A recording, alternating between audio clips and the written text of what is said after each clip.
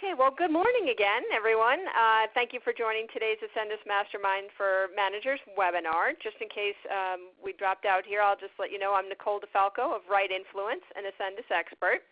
Today I am going to be moderating this high-impact topic, which is branding is important, stationery is not, and Lauren Young from Freshly Baked Communications is our high-impact facilitator. Welcome, Lauren. Thank you, Nicole. How are you? I'm good. I'm doing great. So here we go. So if you have joined our Masterminds for Managers webinars before, you're aware that these are brought to you by the Chicago-based firm Ascendis Learning Connection, founded by learning management expert Sue Drake.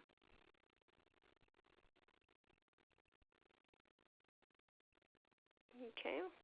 And let me tell you a little bit about the Ascendis Learning Connection and these webinars. The webinars are part of a unique collection of live events that we put on. They have been established to provide innovative insights that boost employee performance and also promote learning across various industries. Really, our goal is to provide you with information that you can take back to your organization and generate new growth and progress. The nice thing about the webinars is you get a chance to meet a subject matter expert who can potentially help you solve a business challenge facing your organization.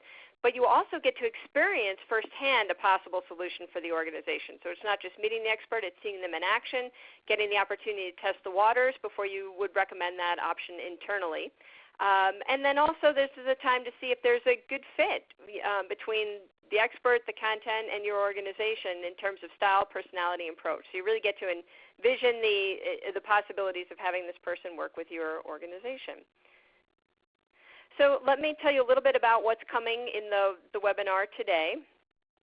We will start out, as we always do, kind of talking about the business challenge and why this is an important topic, and then Lauren will go in and demonstrate kind of going through how she handles the topic with her clients in our Test the Water section, and then in What's the Buzz, you'll have an opportunity to ask questions and talk a little bit through the chat with Lauren. We've added an element of fun to our webinars, and that is a contest. Guess the term of the day. It's a Wheel of Fortune style contest throughout the webinar. The first person to submit the answer in the chat field wins 2 entries in our end of the year drawing for a complimentary training facilitated by an Ascendis expert. We just a few words here. We'll be filling in with some hints down the road, but if you think you've got it, go ahead and enter your comments into the chat. Also, we have the opportunity, obviously we're engaged here on Ready Talk, but there's also an opportunity if you would like to join the conversation through Twitter at Drake Ascendis, and then use the hashtag AscendisMM. A couple of other housekeeping things. We do have the phones on mute to eliminate background noise, but as a double kind of a double protection, if you want to mute your phones as well, that would be great. If you do have questions or want to submit additional comments to me or Lauren during the presentation, please use the chat feature in the lower left-hand corner of your screen. And for those of you who are on listen-only mode, the Twitter is a great way to join in as well, to join the conversation and be a part of it. Okay. So to give you a little bit more detail on your host this morning, tell you a little bit about who we are. Okay, I am Nicole DeFalco, as I mentioned. My company is Right Influence. We're a corporate learning and change management consulting firm. We have a marquee program that's available that you can learn more about on the Ascendis site, Positive Influence for Premium Results, highly interactive workshop designed to equip people to build partnerships with stakeholders, earn support for initiatives, motivate action, and make an impact through trust, credibility, and positive persuasion. And Lauren, in lieu of kind of going through the formal bio, I thought maybe I'd just interview you a little bit so people could get to know you. In addition to being a brilliant marketer and trainer, you're also an accomplished author. So what is the hardest part of writing a book? That's a great question, Nicole. I would say the hardest part of writing the book is getting the first sentence written, probably. Everybody can build an outline. They can have goals and ideas on how they want the illustrations to look, but writing that first sentence, that's going to be the first chapter, your introduction of the book, is always the hardest because it's what people are going to see first. There you go. what I try to get people to do is write their book out of order. So just put together the pieces later on, and they stand a better chance of completing it early. Oh, very cool. Yeah, it's hard to be, it was the best of times, it was the worst of times, right? So exactly. Start with the end first. So as part of your business, you deliver training and keynotes around the world. What is your favorite city? My favorite city actually was Belize City in Belize. It's a very, very tiny city. They only have 8 stoplights throughout the whole area, and it's a lot of fun. They have speed bumps. Instead of speed bumps, they call them sleeping policemen in the street. So it's kind of a caution to slow down, but I really enjoyed that area. Oh, that is great. Yeah, it sounds like a lot of fun. So I'm from New York originally, so the idea we have 8 street lights, right, in a 5-block radius. So. All righty. Well, let's get this thing started here. Go ahead and take it away with the challenge of the day. Lauren's going to go over the topic of branding. By the way, for those on the line, Lauren has a special giveaway for you at the end of the presentation. So be sure to pay close attention to the information she's going to share. So I'm going to step back and you take it away, Lauren. All right. Thank you very much, Nicole. When most people hear the word brand, I know that you'll think of a logo or certain colors or the look and feel of packaging. There could be a myriad of things that you think about. Well, I'm here today to tell you that in actuality, none of these things are super important when it comes to building a brand. So the presentation I'm going to give today will help you understand from a customer's perspective that what you present to the world, it pales in comparison to what they perceive. So before you order that next set of business cards or you print more letterhead or any form of business stationery, I will hope that you enjoy the next 25 to 30 minutes of this branding advice that I'd like to give you. So what we'll do is we'll start with defining the most important characteristic of branding, and that's brand essence. And this concept can be fairly abstract, so for the purposes of this webinar, I'm going to sum up what brand essence means in 3 statements. So number 1, the essence of a brand is rooted in our memories. Okay.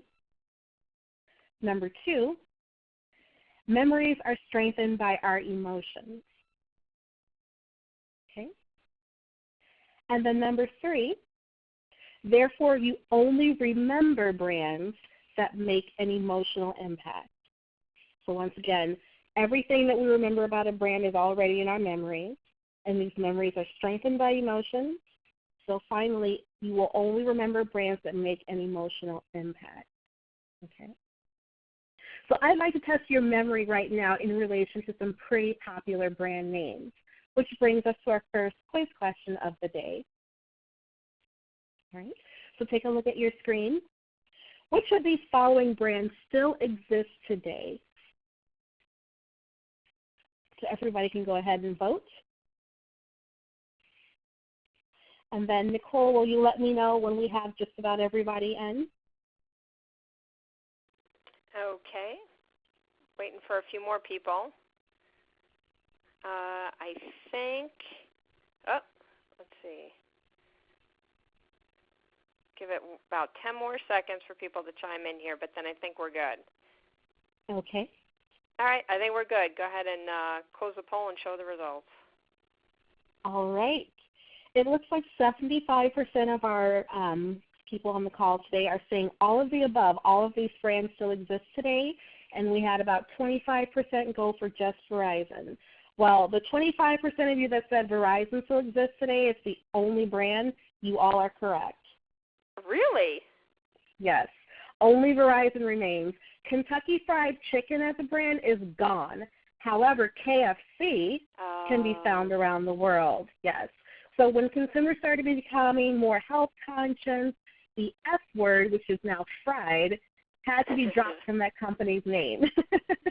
And the same thing goes for Oil of Olay. So Procter & Gamble saw the same thing with their Oil of Olay brand. Women started using these mattifying products, these Biore oil strip pads, to remove oil from their faces. That became another bad word too. So oil was dropped from the Olay brand. It is simply known as Olay now. So very good. The two of you or a couple of you that said Verizon, awesome job. All right. So simply stated here, how you think and feel about a brand is the brand. So based on consumer insights, the fact that they didn't like the word fried or they didn't like the word oil, that controlled what companies did with their huge brands. They took them out. So how you think and feel about the brand is the brand. You may have a different view of a brand than somebody else on the webinar today, and that's okay. So we're going to test that theory right now. If you look at the slide on the screen here, you'll see an icon. Can any of you guess what the brand represented in this image is? You can feel free to send me messages in the chat field if you'd like. So if you can't, maybe you've not had any interactions with this brand.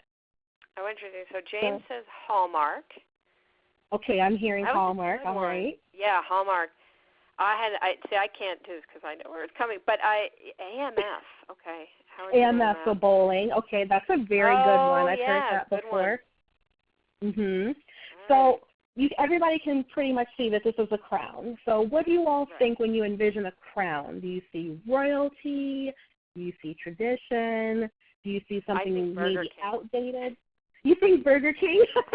That's a good one. They've got me so. I mean, not this crown, obviously, but yeah, when you say crown in general, I go Burger King. Exactly. So, yes, a lot of people will think of that. Look at the color of the icon. What do you think of it? Is it like a nice gold? Do you think it's a dusty old gold? Is it something that you'd like?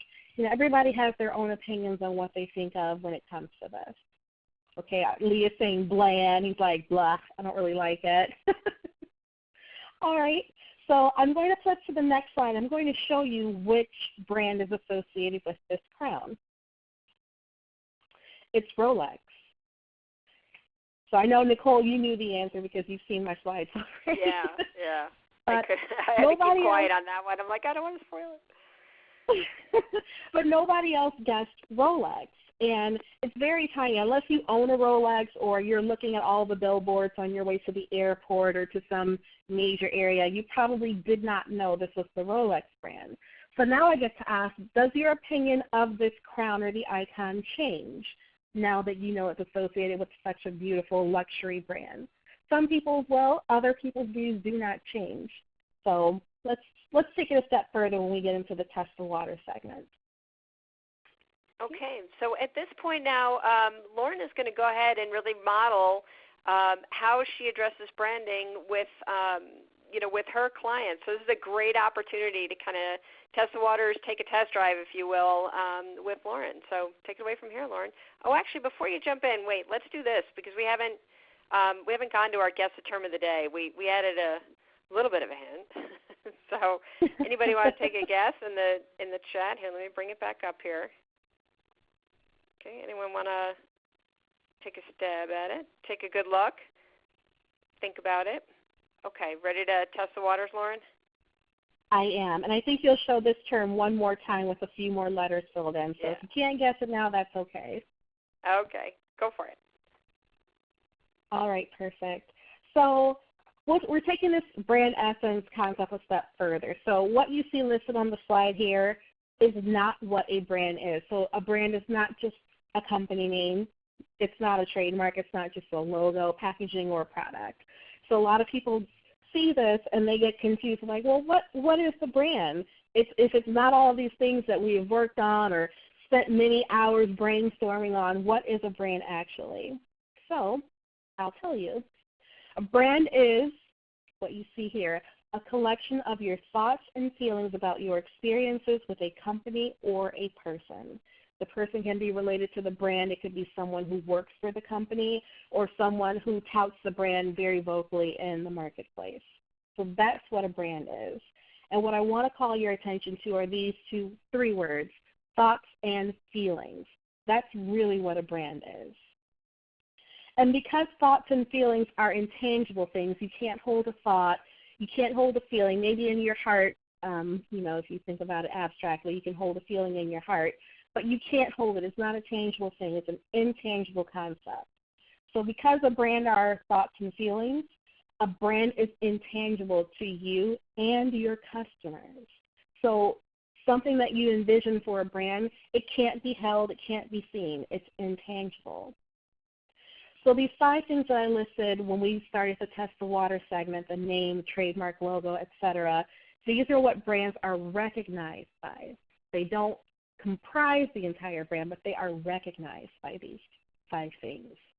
But people will buy a brand based on the thoughts and feelings they have about the brand. Hopefully this makes sense. I'll show you a couple of examples so that this will stick a little bit better with you. So we're going to talk about feelings for about 5 minutes. And one of my favorite thoughts about brands and feelings comes from BMW, and it reads, "What you make people feel is just as important as what you make." So I like to use this in my presentation about branding. Think about BMW. Is it as important that they make a luxury car, or is it more important how you feel when you're driving that car, how people perceive you when you see yourself going down the expressway or pulling into a big important meeting? I think that means a lot more to the BMW brand and the people who buy their products. So Nicole, I'll ask you a couple of questions. You can talk back to me. Okay. Let's talk about 3 different brands here. So my first question is, what do you think it feels like to ride a Harley? Well, I'm atypical. It scares me. My husband had a Harley a long time ago, and I was on the back petrified. But I did like the idea of it. So before I actually got onto it, but the idea of wind in your hair and kind of Born to Be Wild playing in your head and that feeling. But the reality of it for me was it was terrifying, and I couldn't wait to get off. So. Oh, so you didn't feel the usual response I hear. You feel like you're free. You feel very liberated. You feel like you're on top of the world. You didn't have any of those experiences. No, my husband had all of those feelings. I had the oh my gosh, I'm going to die very young feeling. That was kind of oh my gosh. But yeah, but he, the whole wind in your hair, and he even admitted that like Born to Be Wild played in his head as he rode the Harley. So. Okay, awesome. Well, that's awesome because that actually showcases how people have different perceptions and thoughts about a brand. That's exactly what we were discussing earlier. So let's try another one. How do you feel if you send a package via FedEx? I was thinking about this. It's an interesting thing. To me, it has a value to it.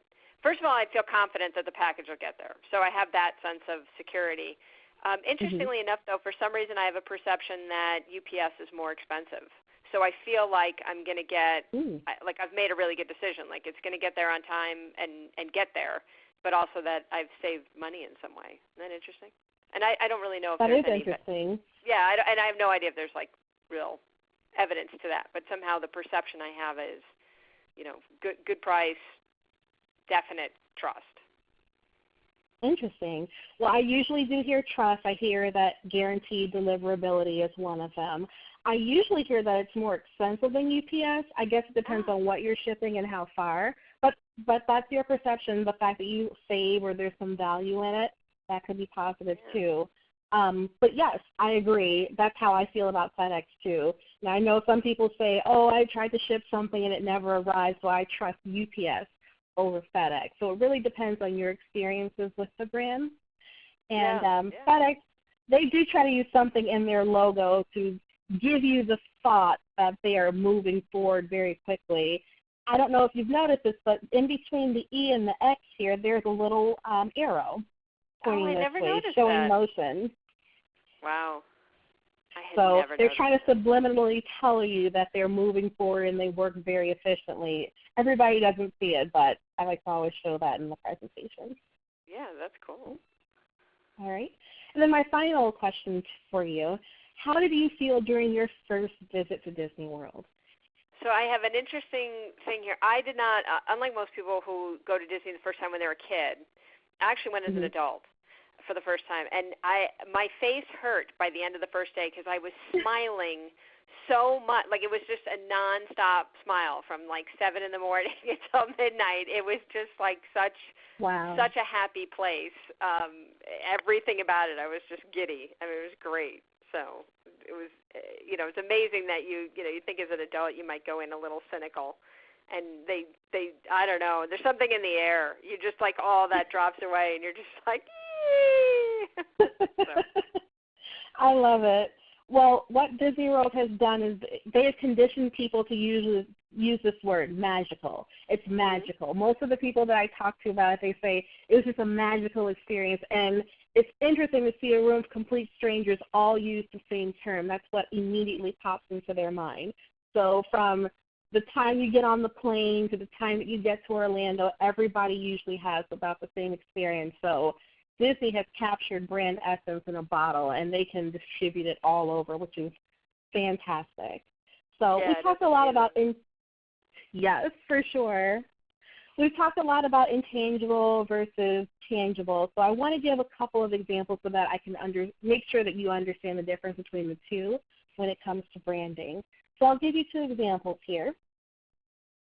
And the first, we'll start with Nike Air Jordans. So these are the special branded version of sneakers that Nike does for Michael Jordan still. So a tangible benefit of Nike Air Jordans is that they are lightweight. Some of the lines that they create are made very light so that you can feel like you're flying through the air as you're running down the court. So an intangible benefit would be that Nike Air Jordans help you feel like a superstar. The tangible benefit is something you can actually measure. You can pick up the shoe, you can feel the weight of it, you can put it on your foot, you can see how light it feels to walk around. You can actually perceive that. The intangible benefit is that you feel like a superstar when you're in that. You transform into the next Michael Jordan or Steph Curry or whoever you want to call yourself out on the floor. All right.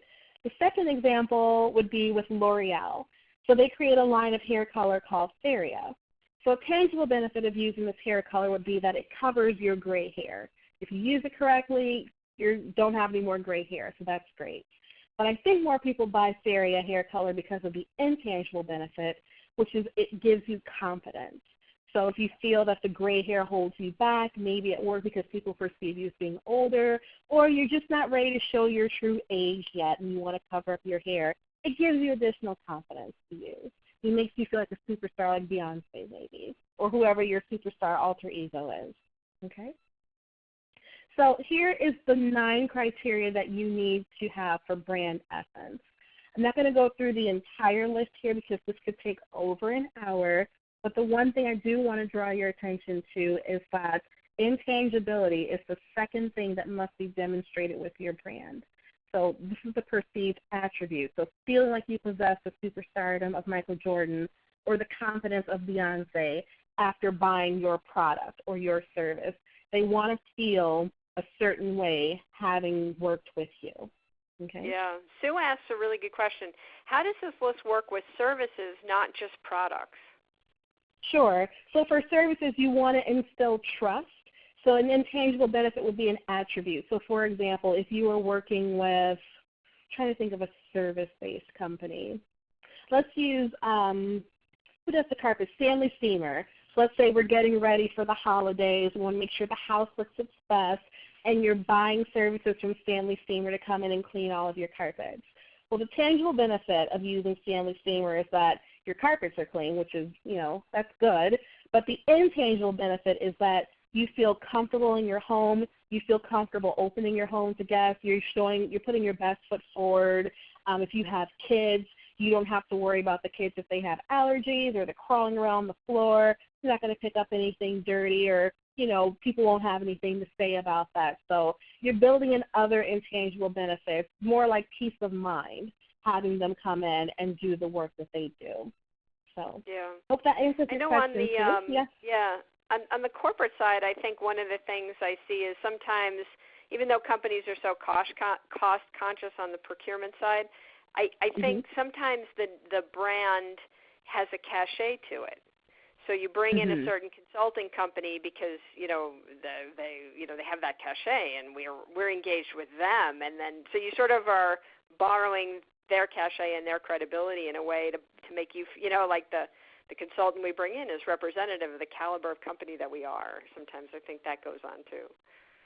Exactly. I would agree with you 100% there too, yes. Perfect.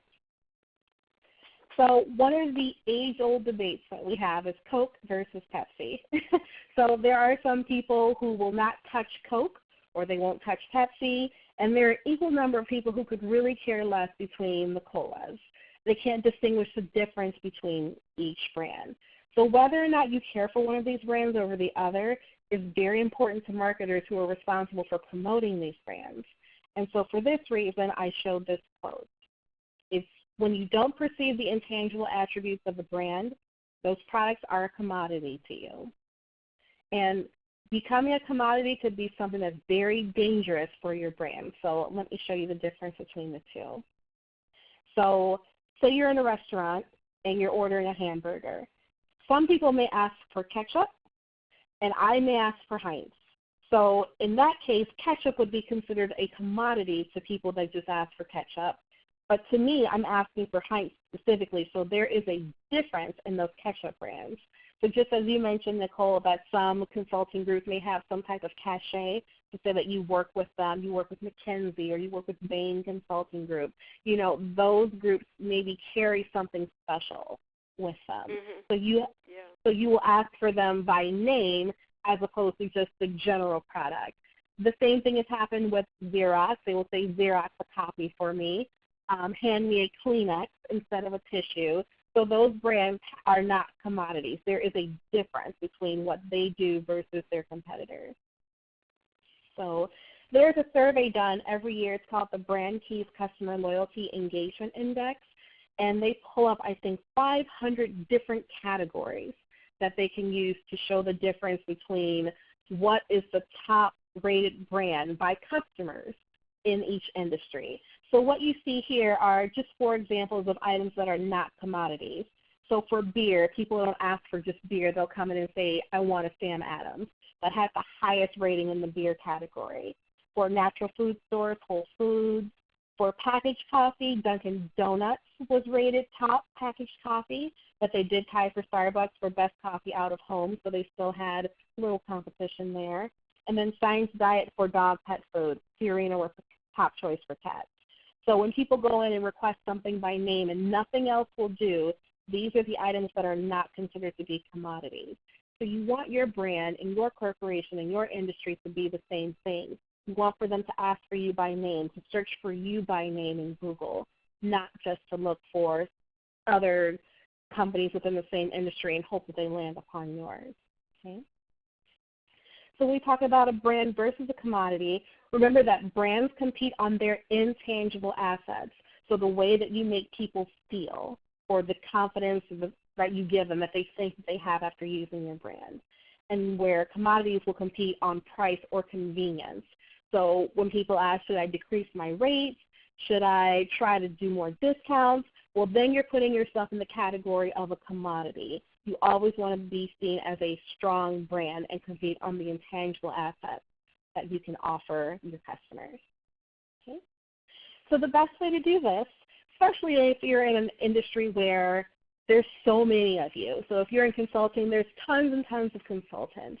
How do you stand out? How do you get other people to notice you? That's when I say you have to transform into what's called a non-negotiable. So non-negotiables are items that no matter what happens with a company, if they have to cut their budget, if they have to just slow down on some other initiatives that they have going on, they will not get rid of you. They will keep you because they have perceived the intangible assets of working with you, and you will always remain part of their business. So when looking at non-negotiables, I always like to pull up a picture of Maslow's hierarchy of needs. So I believe everybody should be fairly familiar with this. If you're not, Maslow was a scientist that said you have to have certain needs met before you can move to the next level of happiness. So at the very bottom, you have your physiological needs. Everybody needs to eat. Everybody needs water, certain things like that. Safety needs, everybody needs some type of shelter to protect them. They need to feel some type of security so that they don't feel scared walking around outside. Then we move to social, being part of a group, feeling like they belong. Self-esteem, having somebody recognize them, gaining some type of status. And then if you've met all of these needs, then you can realize your self-actualization. so you realize your higher purpose in life, where you can work on developing yourself and helping others. So all of these need to be completed in order for a person to feel complete. So here's my question to you. If you want to become a non-negotiable to an individual or a company, which section of Maslow's hierarchy of needs would you fall within? Okay, so let's go ahead and start the voting here. Yes. So, they're coming in pretty quickly now. Yeah, they are. Keep going, guys. Let's see, we've got a few. All right, they're filling in. A couple more. We'll give you, think about it and take about 10 more seconds and fill in. See if we can get everybody chiming in here. All right. I think we're good. Good. All right, let's go to the result. All right, wonderful. So for physiological, safety, and esteem needs, we're all tied at just under 15%. And then it looks like for safety and, is this esteem here? So, yeah, we're right here. We're a little bit under 30%. The correct answer is safety. A non-negotiable would fall within safety needs. So this means that no matter what's going on, you need this product or this service to feel safe. It gives you some form of security. So say, for example, you're a consumer. This could be if the economy goes bad, no matter what happens, you have to go to the movies once a month. So it may not be something super expensive, but it's something that you have to keep as part of your routine. Or no matter what happens with a company, if they lose money or lose clients, they need to keep maintaining their instructional design piece because that keeps their employees there, having great training programs. That could be a non-negotiable for them. So that offers them some form of security no matter what's going on in life. So don't forget the non-negotiable. You always want to find yourself within that safety need. Also, it's easier to attain. If you look at the hierarchy of needs here, it's right there at the bottom. So if you were in the esteem category, if you were in the social category, you still have to fulfill other things before you get there. So you want people to be able to see you as a non-negotiable earlier as opposed to once they've built their foundation from other things. Okay? So let's wrap this up and tell you about ways that you can actually strengthen your brand. We've already talked about becoming a non-negotiable, but there are 3 other things that you can work on to do that. Number 1 is to be relevant. So becoming relevant is learning how to stretch and evolve your brand. And I have the Pepsi logo here as an example again. Pepsi is one of the most world-renowned brands, and they also have a habit of changing their logo every 15 to 20 years. And they do get a lot of flack about it. Some people did not like the most recent change to this one versus their old Pepsi logo. They felt that the other one was iconic and it stood for something, but they've changed their logo a number of times and they've not lost any customers as a result because the product is always the same. It tastes good, they feel good drinking it, so that doesn't matter. It's totally irrelevant what the logo looks like. They're able to stretch and evolve into other product line categories. So they have Diet Pepsi, Pepsi Zero, or I think that's Coke, that's Coke Zero. But they have various forms. Pepsi Max, I think, are for the guys. Diet Pepsi, they try to target toward women. So it doesn't matter. They've evolved with everyone's taste and changes over time, and people love them for that. The second option is to show up in different ways. So you want to think about what you can do right now to get noticed beyond your current marketplace and your current customers. So what can you do to get your brand noticed beyond the industries that you work in? So maybe you're very, very well versed in the healthcare industry. But if you think about healthcare, there are other industries that work really, really closely with them. Maybe you can start branching out into some of those industries and showing them how you have a foothold in healthcare. And you can expand what you do to help them as well because the industries are very closely correlated. So that's showing up in different ways or showing up in an unexpected way so that people notice you is great. The name of my company is Freshly Baked Communications. It's usually a conversation starter for people to ask, well, why would you name your company something like that? Do you like to bake? And the answer is yes, I do like to bake, but that's not all that it is. And it stems from my experience at Kraft Foods and my ability to work with consumer packaged goods brands as well as B2B brands as well as I've evolved over time. So it's a really cool way to kind of start the conversation and show how I can work in different areas and show up in different ways for different industries. And then finally, you want to create new partnerships. So if you're struggling with your brand or you're struggling to try to find your way into new industries and working with new people, start looking at what you have in common with complementary businesses outside of your industry. So 2 logos that I put up were the brand new Verizon logo, which a lot of people are not really liking the change, but that's okay because Verizon is not going to lose any money from that, and the KFC brand. So if Verizon wanted to do something unique and maybe tap into a new market with the new logo, maybe they'll do some type of partnership with KFC. If you eat at KFC, maybe you'll get a coupon off of your next phone. Or vice versa, if you go into Verizon and you purchase a new phone, they may give you a coupon to go into KFC and try some new product that they have going on. So there are ways to create new partnerships, especially because the colors that they use in the logo are very similar. If anyone has noticed, they kind of tie together. Using those 2 brands to your advantage also helps with brand recognition and helps you jog your memory when you're thinking about working with brands in the future. All right? And with that, we'll go to the What's the Buzz section. Very good. Okay, so this is the time for the folks on the line to join us. We want to kind of get the buzz of how you're feeling about this, what you're thinking about it, thinking and feeling, right? So here's some questions for you. We'd love for you to put your responses in the chat. They are, how can you use this in your organization or with your clients?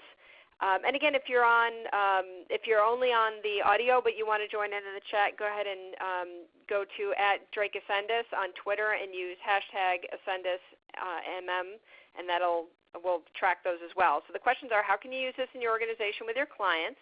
What surprised you most about the information you just heard? And any questions that you want to ask our expert. So we'll give you a couple of seconds here to get your questions into the chat or get your comments into the chat. And in the meantime, I had told you earlier on that Lauren had a giveaway for those of you who have participated. So we're going to just hop over there for a moment while you guys fill in the chat. For your participation in today's webinar, you're going to receive a 15% discount off of any half-day or full-day branding session from Freshly Baked, their training division, which is Need to Rise. So thank you very much, Lauren, for that. And then do please respond to that. We'll be sending an email with all of this follow-up, but definitely respond. This offer is going to expire on December 31st of this year, so you want to take advantage of that. In the chat, we'll kind of go back to that for a moment before we do our term of the day here. So let me go back to the chat here. So we had a comment. Howard said, showing up in different ways was most informative for him. So I thought that was really great.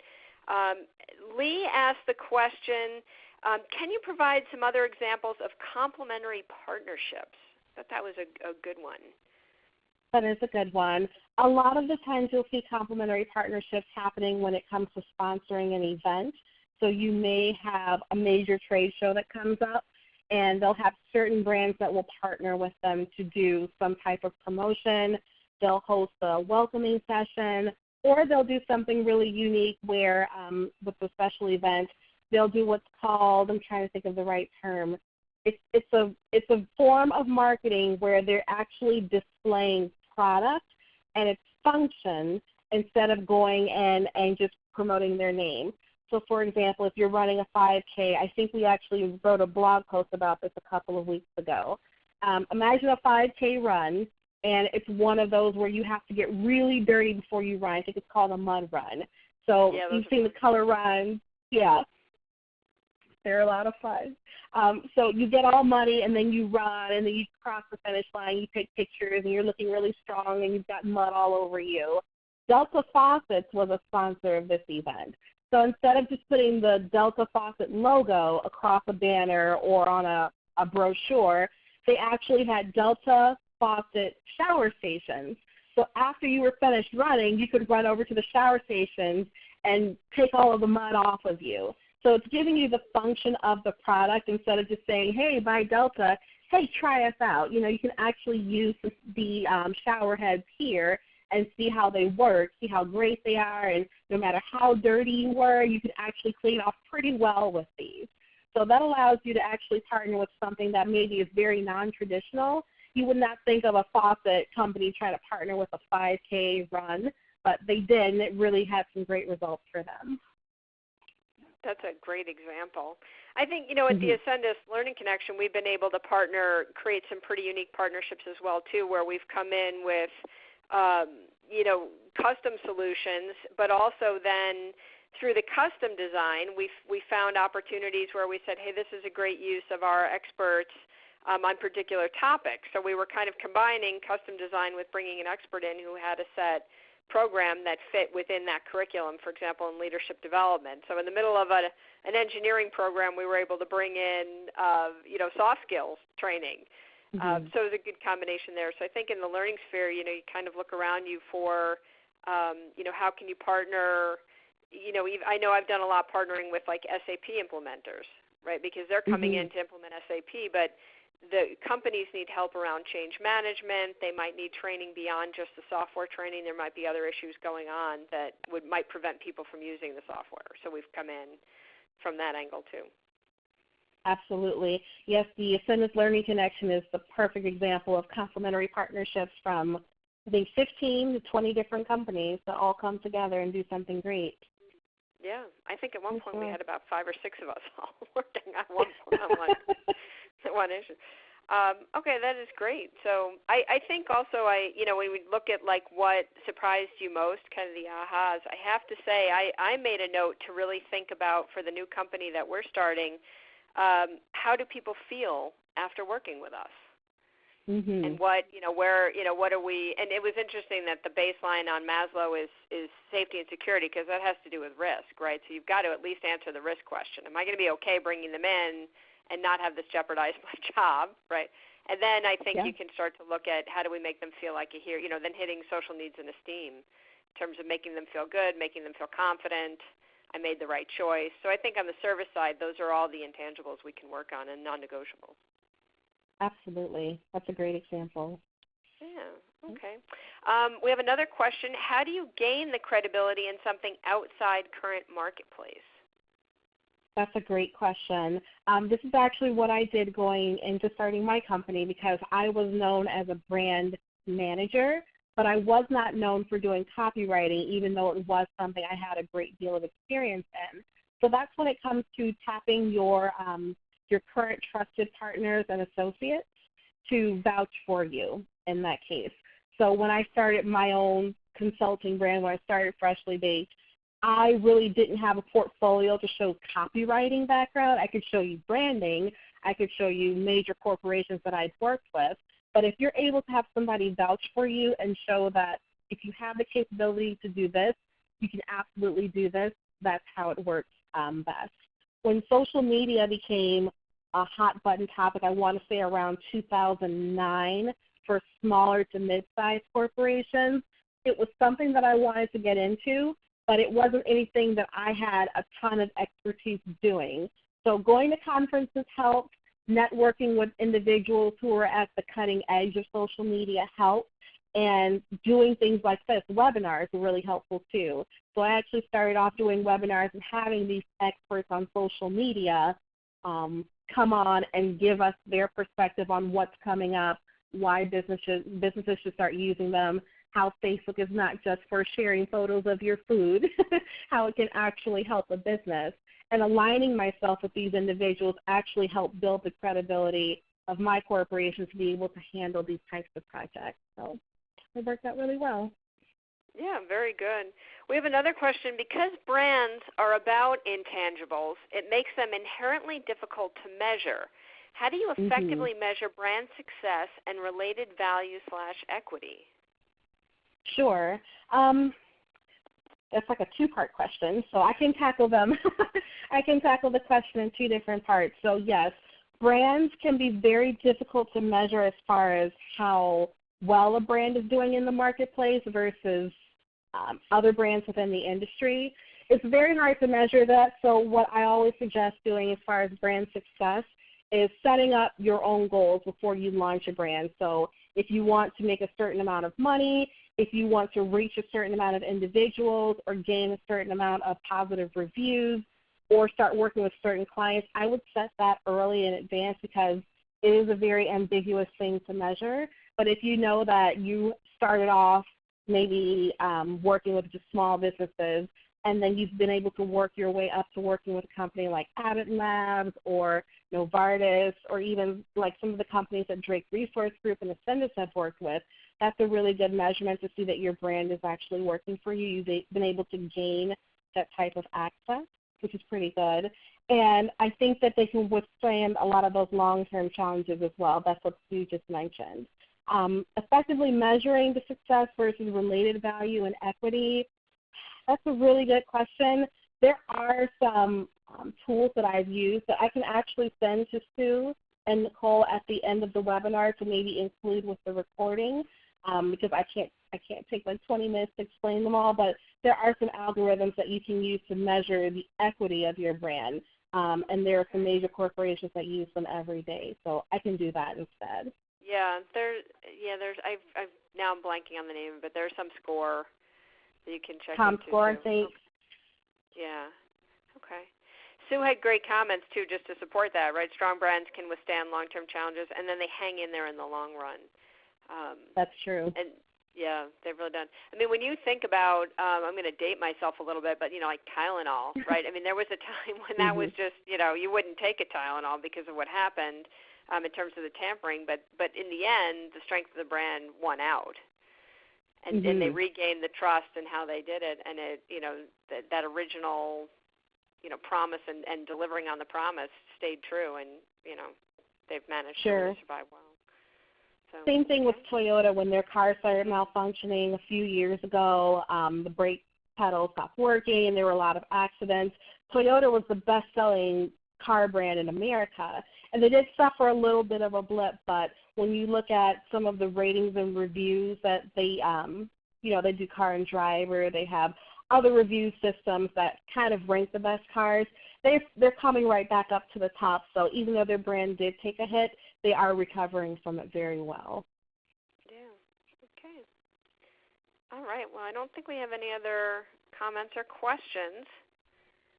Okay. All right. So you want to feature the term of the day one more time? Yeah. Okay. Let's see. What do you guys think? Anybody want to take a shot at this?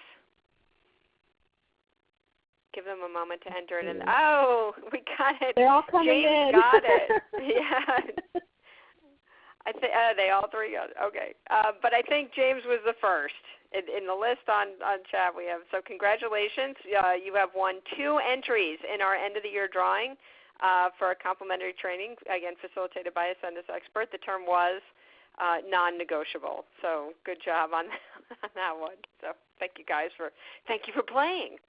So the consolation prize, of course, is the 15% discount on the program with Freshly Baked Communications. So it's a pretty awesome, a lot better than, what do you usually get? That, some cheese, Velveeta block. So a good one this time. Okay, so just to close this out, please do visit the Ascendis Learning Connection, drakeresources.com/Ascendis Learning Connection. The site is wonderful. We've got a great blog out there with some really valuable information. Plus, you can see and take a taste of some of our past webinars. You can see the full listing of our experts. So there's a lot of good information out there. Again, that's drake-resources.com/Ascendis Learning Connection. So we hope you'll join us out there and take a look. And then just a reminder, we've got one more webinar coming up for this year. Holonomy Consulting is going to be talking about, actually they're going to be focused on decision making, which is going to be a great topic. So we're really looking forward to that. They're a fun group. And if you happen to have a project you would like to discuss, please do get in touch with us. And that can be you go out to the Ascendis site. Obviously, you can fill out a contact form there and contact us that way if you're interested in a particular expert. But if you have a unique project, a unique design opportunity where you need something custom, and then need us to bring all of we marshal the resources was a term that we have started to use around here. We get all the experts together who can help you in lots of ways with your clients or directly for your company. So sdrake@drakerg.com. The phone number is 847-540-0655. And again, for those who are maybe just listening in, @Drake Ascendis is another way to reach us on Twitter. So I think we are done, aren't we? Yes. Thank you so much, Nicole. All right. Thank you, Lauren. We really appreciate it.